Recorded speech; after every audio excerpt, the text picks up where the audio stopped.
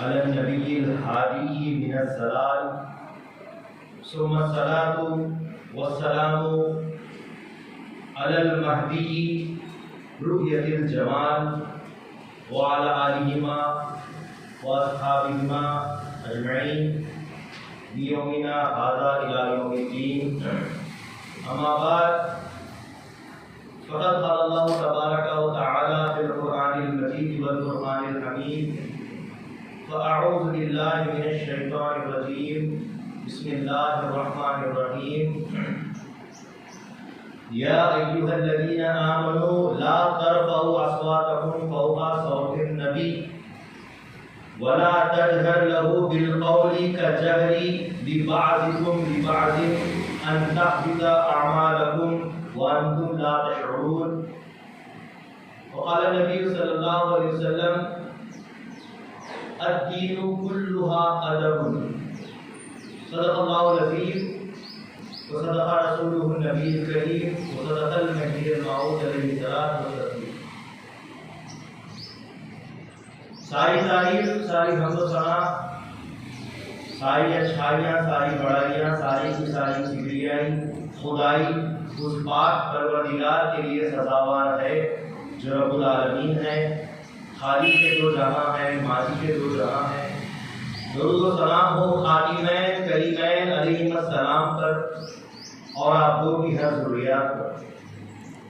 محترم نگران کار جلسہ، فقراء اعظام، سامعین اکرام، مہمان مقرر، السلام علیکم ورحمۃ اللہ وبرکاتہ.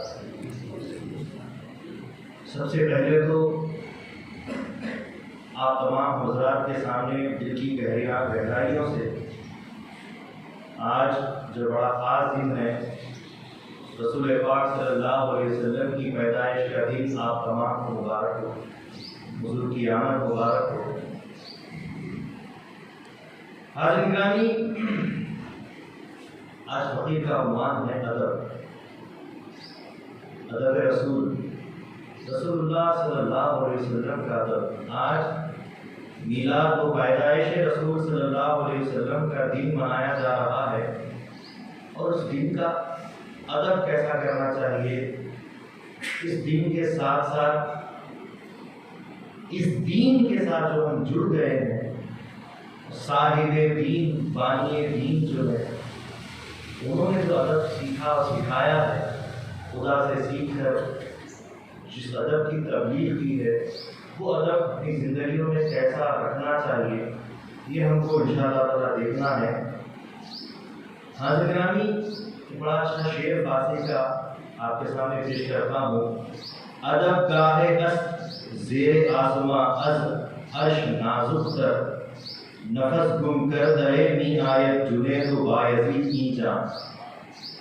یعنی اس کا مفہوم یہ ہے کہ ادب گاہے است زیر آسماں، یعنی آسمان دنیا کے نیچے ایک ادب کا ایسا مقام بھی ہے کہ عرش سے بھی وہ زیادہ نازک ہے.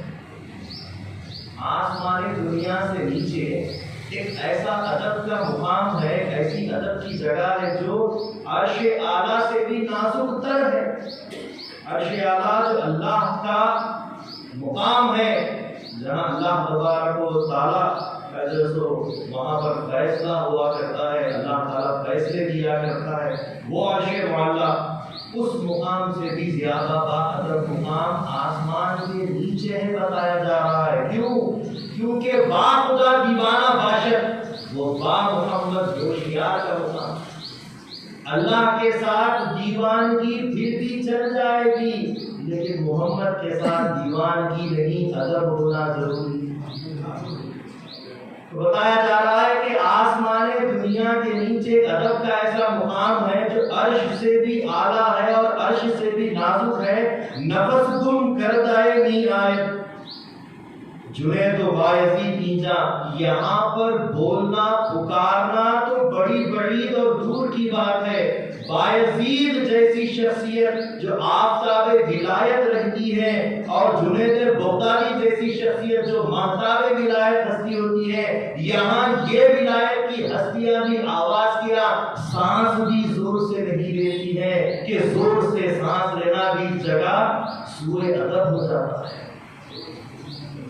تو یہ مقام رسول پاک صلی اللہ علیہ وسلم کے ادب کا مقام ہے، ادب رسول صلی اللہ علیہ وسلم سکھایا جا رہا ہے۔ تو حاضرین گرامی، سورہ حجرات کی آیت میں اللہ تعالیٰ نے اسی ادب کو سکھا رہا ہے، بتا رہا ہے، یا ایھا الذین آمنوا، اے ایمان والو، لا ترفعوا اصواتکم فوق صوت النبی، اے ایمان والو، نبی کی آواز پر اپنی آوازیں بلند نہ کرو۔ ابھی پیشوا اور مقرر نے کہا، خیرکم من تعلم القرآن وعلمہ، تم میں سب سے بہترین وہ ہے جو قرآن سیکھے اور سکھائے۔ تو قرآن جب سیکھا جاتا ہے، سکھایا جاتا ہے، تو خود قرآن میں اللہ نے فرمایا، وَإِذَا قُرِئَ الْقُرْآنُ فَاسْتَمِعُوا، جب قرآن پڑھا جائے تو بڑے غور سے سنو۔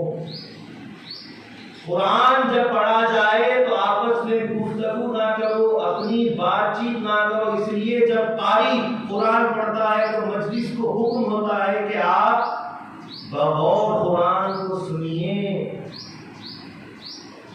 تو حاضرین گرامی، ذرا اس آیت پر بھی غور کیجیے۔ اللہ کے فرمان میں یہ بات ہے کہ لا ترفعوا اصواتکم فوق صوت النبی، جب نبی کی آواز بلند ہو جائے تو اس آواز پر اپنی آوازیں بلند نہ ہو۔ تو مطلب یہ ہے کہ جب قرآن پڑھا جائے تو بھی خاموشی سے سنو، اور جب حدیث پڑھی جائے تو بھی خاموشی سے سنو۔ حضور کی آواز ہے حدیث، جب حدیث پڑھی جائے تو خاموشی سے حدیث سننے کا حکم دیا گیا ہے۔ قرآن اس کی دلیل ہے کہ حضور کی جب آواز بلند ہو جائے تو اپنی آوازیں پست کر دو، اپنی آوازوں کو خاموش کر دو۔ ادب رسول دیکھیے،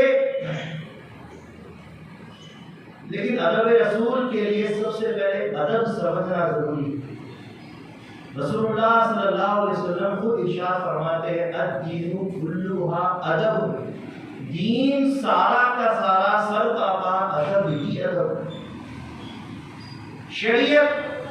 شریعت کے اوپر ہم غور کرتے ہیں جس میں کتنی ہی تعلیمات چھپی ہوئی ہے، لیکن ہر تعلیم کا رشتہ ادب سے۔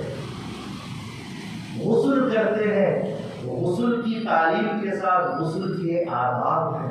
غسل کس جگہ کرنا چاہیے، غسل کس پانی سے کرنا چاہیے، بیٹھ کر کرنا چاہیے، زمین کیسی ہونی چاہیے، غسل کے لیے تیمم باندھنا چاہیے، برہنہ ننگے غسل نہیں کیا جاتا، یہ بے ادبی ہے۔ غسل پاکی کا ادب کرنا ہے تو تمام، ورنہ تو غسل میں فرائض تو 3 ہیں، ایک غرغرہ کرنا، ناک میں پانی چڑھانا، پورے بدن کا دھونا کہ ایک بار بھی سوکھا نہ رہے، یہ فرائض غسل کے، لیکن غسل کے آداب۔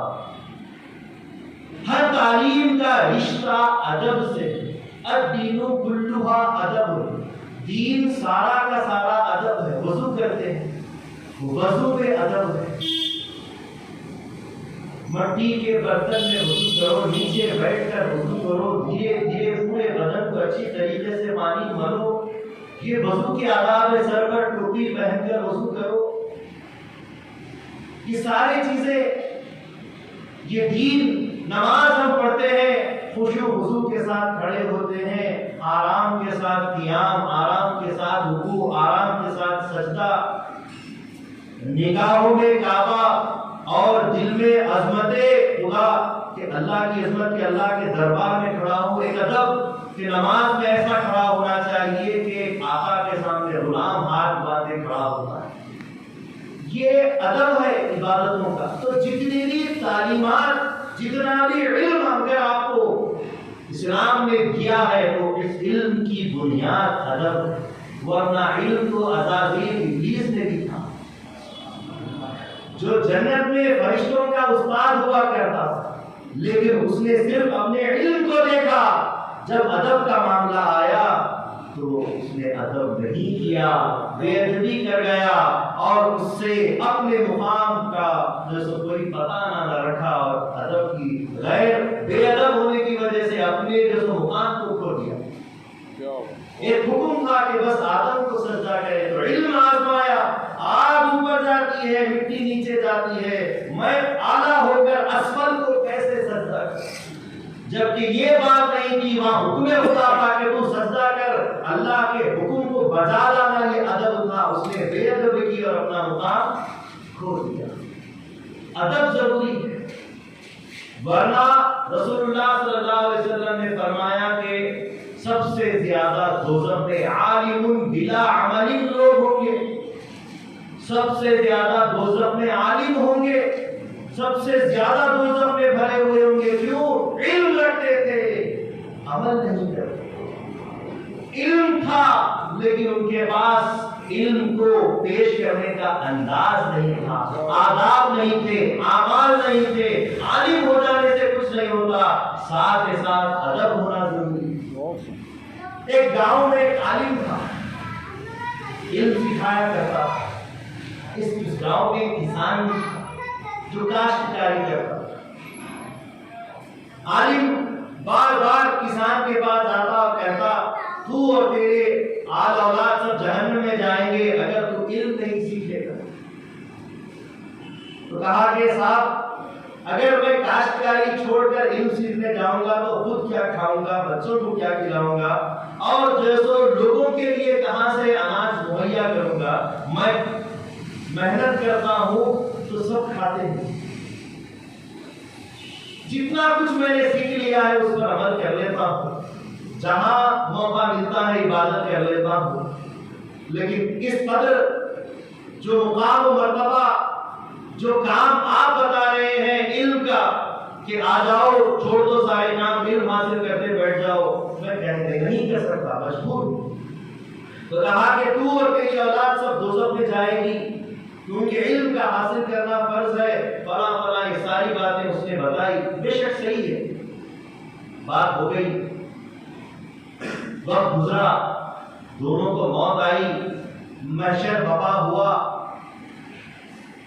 اور حساب کتاب کی قطار میں لوگ کھڑے ہیں، وہ کسان بھی کھڑا ہے، یہ عالم بھی کھڑا ہے۔ عالم اپنے آس پاس کے لوگوں سے کہہ رہا ہے کہ دیکھو یہ کسان علم نہیں رکھتا تھا، اس نے کچھ نہیں سیکھا، اس لیے کچھ نہیں کر سکتا تھا، لہذا اس کو جو سو جہنم میں اللہ ڈالے گا اور تم دیکھنا اس کا حشر کیسا ہوگا۔ اور خود کے تعلق سے بتاتا تھا کہ دیکھو میں نے تو کیا کیا نہیں سیکھ لیا، کیا کیا نہیں پڑھ لیا۔ یہ ساری باتیں ہوئی اور جب حساب کتاب شروع ہو گیا تو کسان کا جب وقت آیا، اس کا جب نمبر لگا، حساب کتاب اس کا شروع ہوا، 5 سے 10 منٹ کے اندر اس کا حساب کتاب ہو گیا اور وہ جنت میں چلا گیا۔ یہ دیکھ کر وہ عالم سوچنے لگا کہ اس کو 10 منٹ لگے ہیں تو مجھے 5 منٹ یا 2 منٹ لگیں گے، کیونکہ میں تو اللہ والا ہوں، میں تو عالم ہوں، علم سیکھنا اور سکھانا میرا کام ہے۔ لہذا جب اس کا نمبر لگا تو 10 منٹ سے 10 گھنٹے گزر گئے، 10 گھنٹوں سے 10 دن گزر گئے اور وقت گزرتا جا رہا ہے۔ حساب کتاب دیتے دیتے تھک کر آخر میں مولا سے گزارش کیا کہ مولا ایک بات کہتا ہوں، اس کے بعد پھر دوبارہ میرا حساب شروع کر دینا، کیا ہے؟ مولا نے فرمایا، خدا نے فرمایا کیا ہے؟ کہا کہ میں نے اتنا کچھ سیکھا، میرا اتنا کچھ حساب کتاب ہو رہا ہے، اس نے کچھ نہیں سیکھا، اس کا کچھ حساب نہیں ہو رہا ہے۔ اللہ نے فرمایا وہ جو کسان تھا وہ جتنا سیکھا اس پر عمل کر گیا، زیادہ سیکھنے پر زیادہ عمل کی کوشش بھی ہوگی، جتنا سیکھا تھا عمل کر گیا اور تو نے جتنا سیکھا عمل نہیں کیا۔ تو عمل ضروری ہے اور جو ادب ضروری ہے، یہ ساری چیزیں جڑی ہوئی تعلیم کے ساتھ ادب ہے، تعلیم کے ساتھ عمل ہے۔ تو حاضرین گرامی، ادب رسول صلی اللہ علیہ وسلم سیکھیے۔ خود خدا تعالیٰ قرآن میں انسانوں کو، عالموں کو، یہاں تک کہ اپنے رسولوں اور پیغمبروں کو حضور کا ادب سکھا رہا ہے۔ سورہ آل عمران میں اللہ نے ارشاد فرمایا وہ اذ اخذ اللہ میثاق النبیین، اور جبکہ اللہ تعالیٰ نے نبیوں سے عہد لیا۔ آدم علیہ السلام سب سے پہلے دنیا میں اتارے گئے، 300 سال تک بی بی حوا سے جدا رہے، توبہ کرتے کرتے بالآخر رسول اللہ صلی اللہ علیہ وسلم کے نام گرامی محمد کے نام کے واسطے وسیلے سے توبہ قبول ہوئی۔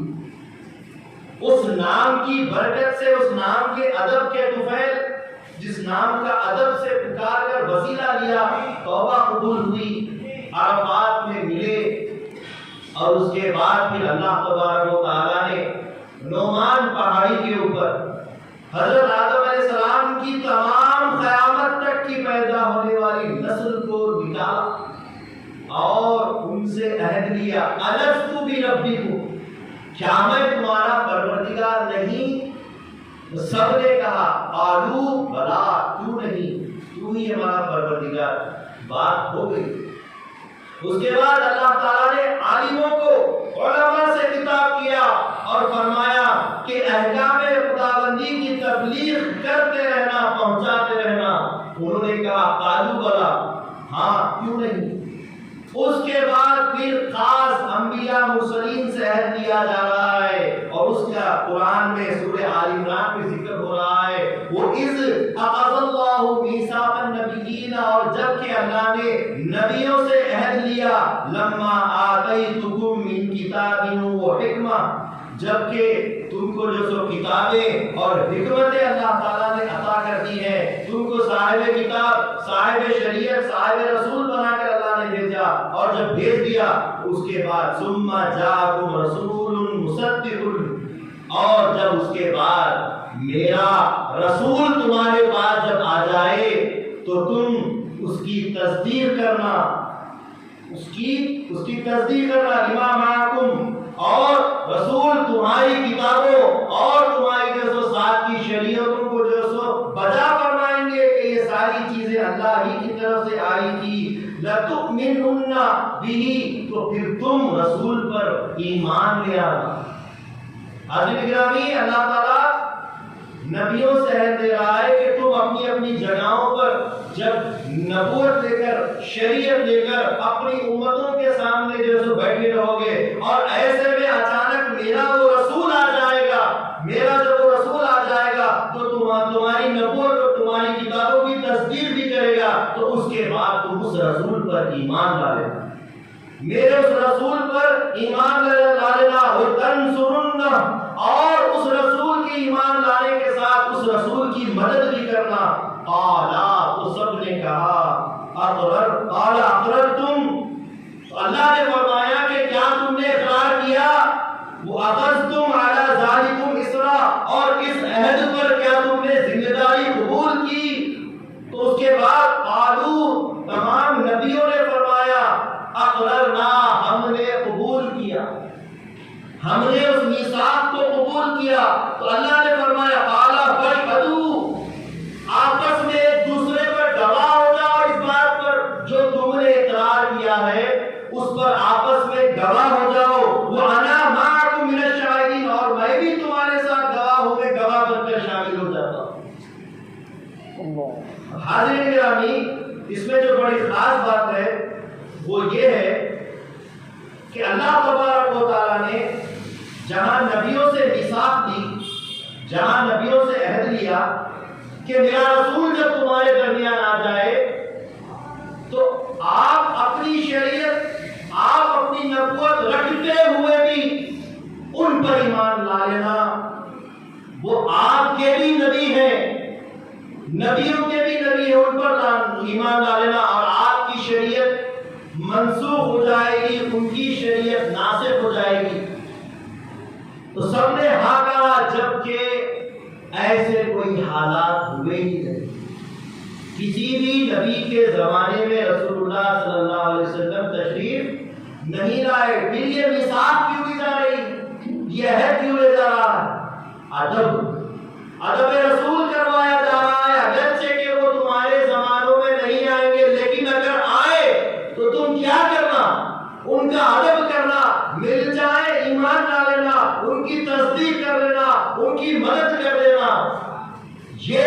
یہاں پر ہے۔ دوسری خاص بات یہ ہے اللہ نے جب اپنی خدائی کی بات رکھی الست بربکم، کیا میں تمہارا پروردگار نہیں، تو سب نے کہا قالوا بلی، ہاں تمہارا پروردگار۔ اس پر کوئی اقرار نامہ نہیں لیا گیا، اس پر کوئی گواہیاں نہیں لی گئی، اللہ کی وحدانیت اور خدائی پر بار بار شہادتیں نہیں ہو رہی ہے، لیکن رسول کی آمد پر ان کے ادب پر گواہیاں لی جا رہی ہے۔ تو پتہ چل رہا ہے کہ رسول اللہ کا ادب اللہ تعالیٰ سکھا رہا ہے۔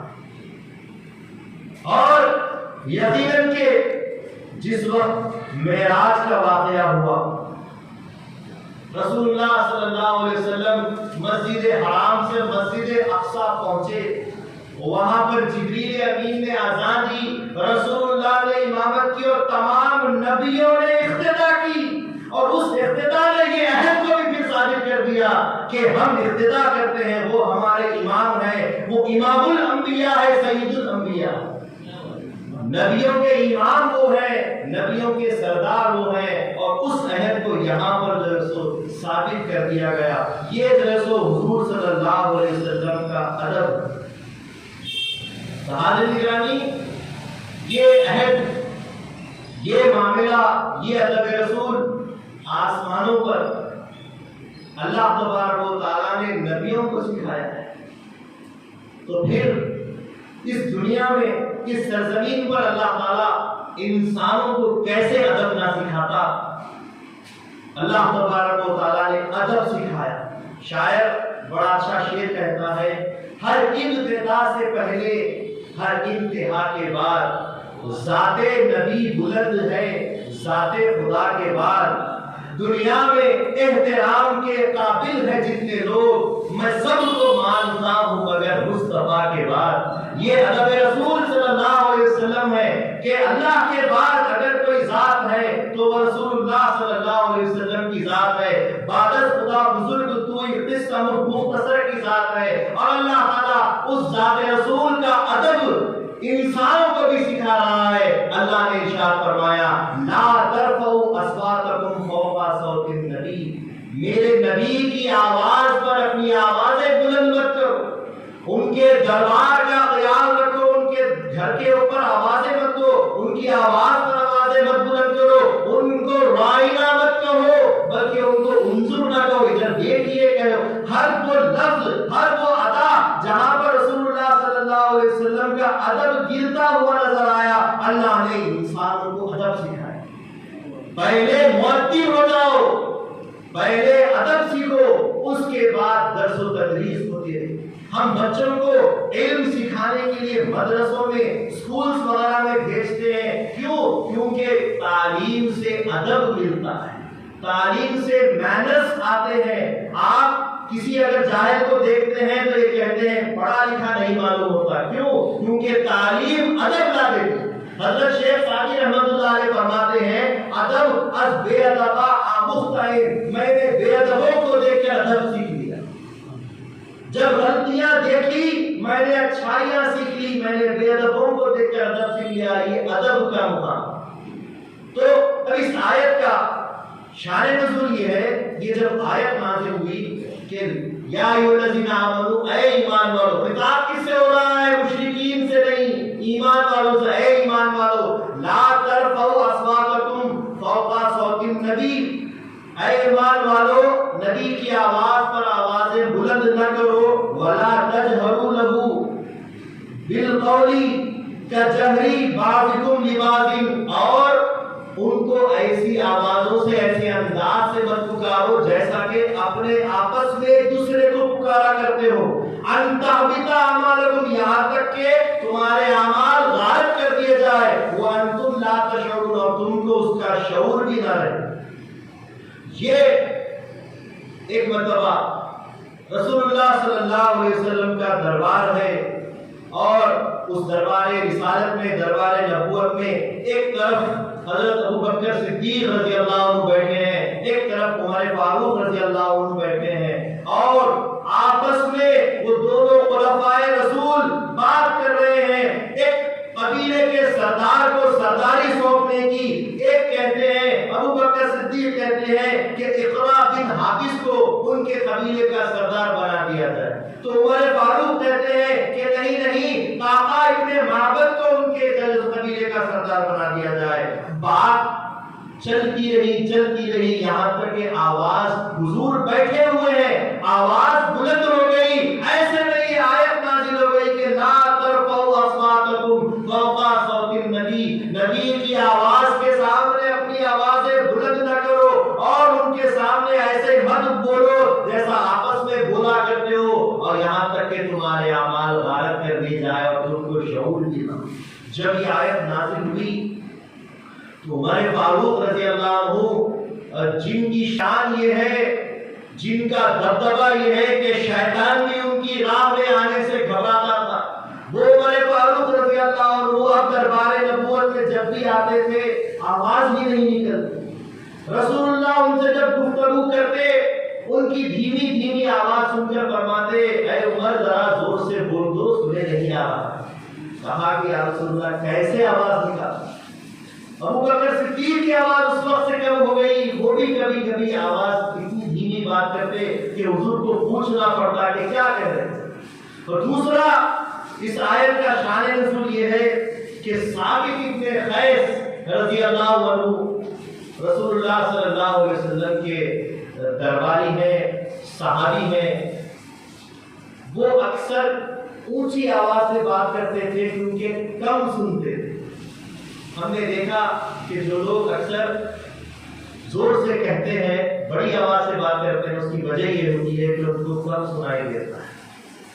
تو دربار نبوت میں ایک شخصیت صحابی کی شکل میں ثابت بن قیس تھے، جو کم سنتے تھے، کم سنے آتا تھا، لیکن بڑی آواز سے بات کرتے تھے۔ جیسے ہی یہ آیت نازل ہوئی، حضرت ثابت بن قیس رضی اللہ عنہ حیران پریشان ہو گئے کہ یہ آیت تو یقیناً میرے اوپر نازل ہوئی ہے، کیونکہ دربار نبوت میں اگر کوئی بلند آواز سے بات کرتا تھا تو وہ صرف میں ہی ہوں، اور اللہ کا فرمان ہو گیا ہے کہ تمہارے اعمال غارت کر دیے گئے ہیں، تم برباد ہو گئے ہو۔ اپنی بربادی کا ماتم مناتے ہوئے نکلتے ہیں اور راستے پر ایک جگہ بیٹھ کر روتے ہوئے بیٹھ جاتے ہیں۔ وہیں سے حضرت عاصم گزر رہے تھے، حضرت عاصم ابن عدی، وہ بھی رسول اللہ صلی اللہ علیہ وسلم کے صحابی ہیں، وہ گزر رہے تھے۔ انہوں نے دیکھا ثابت بن قیس کا حال، دیکھا کہ راستے میں پھوٹ کر بیٹھ کر رو رہے ہیں، جیسے کہ ان کی دنیا اجڑ گئی ہے، جیسا کہ ان کو لوٹ لیا گیا ہے، ان کو غارت کر دیا گیا ہے۔ نزدیک جاتے ہیں، پوچھتے ہیں ثابت بن قیس کیا معاملہ ہو گیا، کیوں رہ رہے ہو؟ کہا کہ میں دربار نبوت میں زور سے پکار کر بات کرتا تھا، اور مجھ پر یہ اللہ تعالیٰ کا عذاب، یہ آیت نازل ہو گئی کہ میرے اعمال برباد کر دیے گئے، لہذا اب میں کہیں کا نہیں رہا، اب میں جیسو اجاڑ دیا گیا ہوں اللہ کی جانب سے، اب تو اللہ ہی مہربانی کرے یا رسول اللہ مہربانی کرے، اب تو میرا کوئی جیسو پرسان حال نہیں۔ یہ کہتے ہوئے بھی اپنی گھر کی طرف چلے۔ عاصم ابن عدی یہاں پر حضور کے دربار میں آئے اور آ کر کہنے لگے کہ ثابت بن قیس نے اس آیت کو اپنے اوپر لیا ہے، اور کیا واقعی یہ آیت ان کے لیے نازل ہوئی ہے؟ یہ ساری باتیں ہونے لگی، اور کہتے ہیں کہ روتے روتے اپنے گھر گئے۔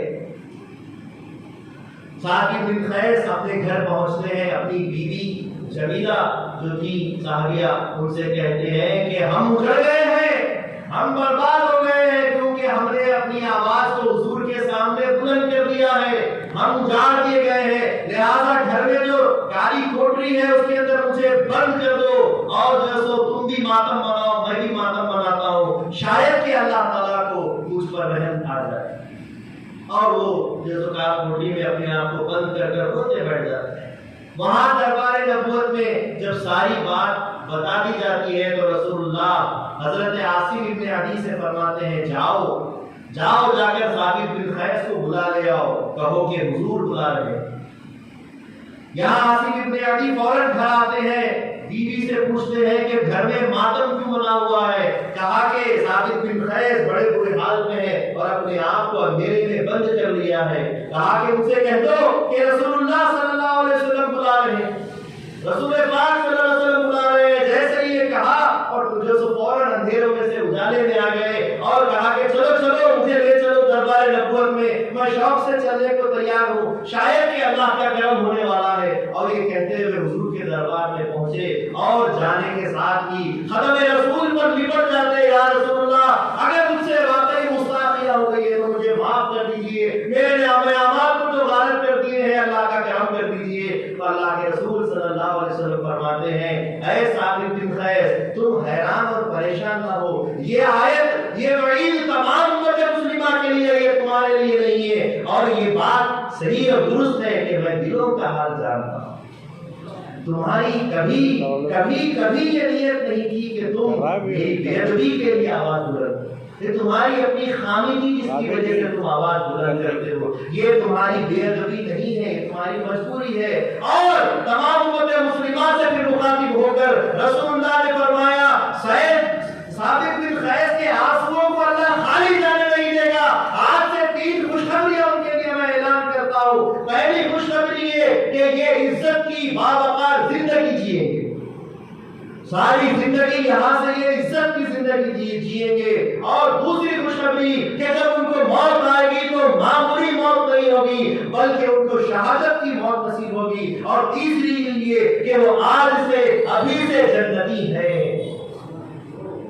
ثابت بن قیس کے آنسوؤں کو خالی جانے نہیں دیا۔ ادب رسول میں جو آنسو بہے ہیں ان آنسوؤں کو اللہ نے خالی جانے نہیں دیا۔ 3 پیشن گوئی ہے، حضور صلی اللہ علیہ وسلم فرما رہے ہیں ان پیشن گوئیوں سے رسول اللہ صلی اللہ علیہ وسلم کے علم غیب کا بھی پتہ چلتا ہے۔ ثابت بن قیس کا مقام جنت میں حضور نے دیکھ لیا، یہ علم غیب ہے۔ وہ آگے آئندہ شہادت کی موت حاصل کریں گے، یہ علم غیب ہے۔ علم غیب رسول کا بھی اس واقعے سے پتہ چل رہا ہے۔ حضرت ثابت بن قیس خوشی زندگی گزارنے لگے۔ وقت آیا گیا، رسول اللہ صلی اللہ علیہ وسلم کی رحلت ہوئی اور اس کے بعد کا وقت حضرت ثابت بن قیس گزار رہے ہوتے ہیں۔ لیکن اس وقت میں جب کبھی وہ صحابہ کے درمیان آ جاتے، لوگوں کے درمیان آ جاتے تو لوگ صحابہ ان کو اے جنتی قابل جو وقار والی شخصیت تشریف لائیے کہہ کر کیسی عزت بھری زندگی ان کی ہوئی۔ حضرت ابو ہریرہ رضی اللہ عنہ، حضرت عمر فاروق رضی اللہ عنہ، یہ بزرگ خلفاء شخصیتیں ان کو اے جنتی ثابت بن قیس تشریف لائیے اور دربار میں ہمارے ساتھ شامل ہو جائیے۔ ایسی عزت بھری زندگی وہ گزارنے لگے۔ اور ایک وقت آیا جب کہ ایک جنگ کا ماحول تیار ہوا اور اس جنگ کے ماحول میں جنگ یمامہ جیسو منعقد ہوئی۔ جنگ یمامہ کا وہاں پر محاسبہ ہوا اور اس وقت مسیلمہ الکذاب جس نے نبوت کا دعویٰ کیا تھا اس نے ایک بہت بڑا لشکر اسلام کے اوپر لے آیا۔ اسلام کی تعداد کم تھی اور کفار کی تعداد بڑی زیادہ تھی۔ حضرت ابوبکر صدیق رضی اللہ عنہ نے چند ایک نوجوانوں کو تیار کیا اور ان کے ساتھ ان کے رہبر بڑے بھی شامل تھے اور اس میں حضرت ثابت بن قیس بھی شریک۔ جیسے ہی دشمنوں کا یلغار ہوئی، دبدبہ انہوں نے اپنا بتانا شروع کیا تو نوجوانوں نے اپنے قدم پیچھے ہٹانے شروع کیے۔ مسلمانوں کے نوجوانوں کے قدم پیچھے ہٹتا دیکھ کر ثابت بن قیس کو قرار نہیں آیا۔ آپ نے کہا کہ ہم نے اتنی جنگیں لڑی ہیں لیکن کبھی بھی ہم نے کبھی قدم پیچھے نہیں ہٹایا۔ آج کیا ہو رہا ہے؟ نوجوانوں کا خون حرارت میں کیوں نہیں آ رہا ہے؟ آگے کیوں نہیں بڑھ رہا ہے؟ ذرا دیکھو میں بوڑھا ہوں، میں آگے بڑھتا ہوں۔ یہ کہتے ہوئے آپ اپنی دونوں ہاتھوں میں تلواریں گھماتے ہوئے جیسے ہی آگے بڑھ جاتے ہیں۔ ان کو اکیلا بڑھتا ہوا دیکھ کر نوجوانوں کے خون میں جوش آ جاتا ہے اور اسی طریقے سے تمام جیسوں پھر لڑ پڑتے ہیں اور اللہ کے فضل و کرم سے اسلام کی جیت ہو جاتی ہے۔ لیکن اس جیت کے ساتھ ساتھ حضرت ثابت بن قیس رضی اللہ تعالیٰ عنہ کی شہادت بھی ہو گئی۔ آج نگرانی دیکھیے رسول اللہ صلی اللہ علیہ وسلم کا ادب کرنے والوں کا کیا اللہ تبارک و تعالیٰ مقام و مرتبہ بتا دیتا ہے، بنا دیتا ہے، اللہ بہتر جانتا ہے۔ تو سب سے پہلے مؤدب ہونا چاہیے۔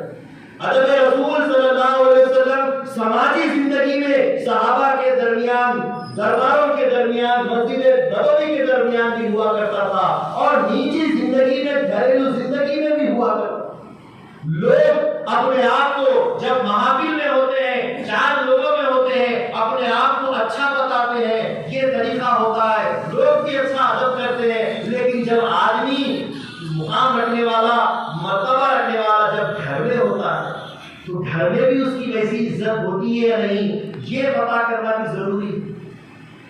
ادب گھر میں بے تکلفی ہوتی ہے، بیوی کے ساتھ، بچوں کے ساتھ، نوکروں کے ساتھ، اپنی ماں باپ کے ساتھ بے تکلف ہوتی ہے، وہاں پر ادب رہتا ہے یا نہیں، یہ بھی غور سے سن لیجیے۔ جب رسول اللہ صلی اللہ علیہ وسلم پر پہلی وحی آئی، بیوی خدیجہ الکبریٰ گھر کی بیوی ہے، وہ آپ کا ادب کر رہی ہے، جبکہ حضور فرماتے ہیں میں اپنی جان پر خوف کھاتا ہوں کہ یہ قرآن ہے، لو انزلنا ھذا القرآن علی جبل لرأیتہ خاشعا متصدعا من خشیۃ اللہ، یہ وہ قرآن ہے جب جو ہے سو پہاڑ پر نازل کر دیا جائے تو اس کے بوجھ سے اور خشیت خداوندی سے پہاڑ پاش پاش ہو جائے، وہ قرآن مجھ پر اتار دیا گیا اور میں اپنی جان پر خوف کھاتا ہوں۔ تو بی بی خدیجہ رضی اللہ تعالی عنہا ان کی امداد کرتی ہے، ان کا ادب جو ہے تو بجا لاتی ہے اور کہتی ہے کہ آپ نے کبھی کسی کا دل نہیں دکھایا، کسی کا برا نہیں چاہا، آپ نے ہمیشہ مدد کی، مہمان نوازی کی، آپ نے ہر ایک کے ساتھ خوش اخلاق سے رہے، ہر ایک کی امداد کی،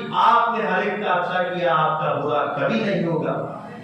یہ آپ کا بیوی کا ادب ہے۔ اور بی بی عائشہ رضی اللہ تعالی عنہا سے جب پوچھا گیا کہ یا رسول اللہ صلی اللہ علیہ وسلم کو آپ نے کیسا دیکھا، کیسا پایا، تو بی بی عائشہ کہتی ہیں کانا خلقہ قرآن، میں نے ان کو جو سو ان کے اخلاق کو قرآن پر دیکھا، جلتا ملتا قرآن حضور صلی اللہ علیہ وسلم کی ذات ہے، ان کے اخلاق ہے، یہ بیویاں ان کا ادب کر رہی ہیں۔ حضرت انس بن مالک رضی اللہ عنہ جو ان کے غلام ہیں، رسول اللہ کے گھر کے غلام ہیں، وہ یہ کہتے ہیں میں اکثر حضور صلی اللہ علیہ وسلم کے جو سو فرامین پر عمل کرتا، ان کے حکم پر کام کرتا، لیکن کبھی کبھی بھول جاتا، چھوڑ دیتا، حضور نے کبھی مجھ کو سزا نہیں دی۔ یہ رسول اللہ صلی اللہ علیہ وسلم کا غلام ادب کر رہے ہیں۔ اور ابو طفیل کہتے ہیں وہ جو غلام رسول ہے کہ میں نے ایک مرتبہ دیکھا کہ دائی حلیمہ آ رہی ہے اور حضور ایک مرکز پر بیٹھ کر گوشت کی تقسیم کر رہے تھے، اور میں نے دیکھا کہ جیسے ہی دائی حلیمہ آئی حضور اپنی جگہ سے کھڑے ہو گئے،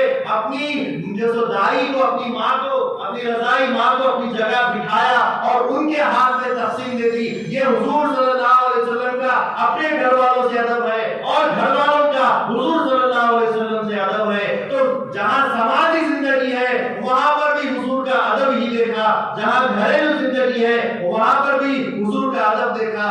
بس یہی ایک زندگی کا جو سو ہمارا مرکز ہونا چاہیے، ہماری محنت ہونا چاہیے کہ ہر ابتدا میں ادب ہونا چاہیے، ہر انتہا میں ادب ہونا چاہیے۔ جس تعلیم میں، جس عمل میں ادب ملحوظ نہیں رہتا وہ تعلیم، وہ عمل اللہ کو پسند نہیں آتا۔ میں اللہ تعالیٰ سے جو سو بارگاہ یزدی میں دعا گو ہوں کہ اللہ تعالیٰ ہم کو مؤدب بنائے، ہم کو دین رسول صلی اللہ علیہ وسلم پر گامزد رکھے۔ اللہ تبارک و تعالیٰ ہم کو جو سو بڑوں کا، بزرگوں کا ادب سکھائے، چھوٹوں پر ہم کو شفقت سکھائے۔ اللہ تعالیٰ ہم کو با ادب، با ایمان زندگی جو سو جلائے اور ایمان پر خاتمہ فرمائے۔ اللہ تعالیٰ ایمان والوں کے ساتھ بشر فرمائے۔ اللہ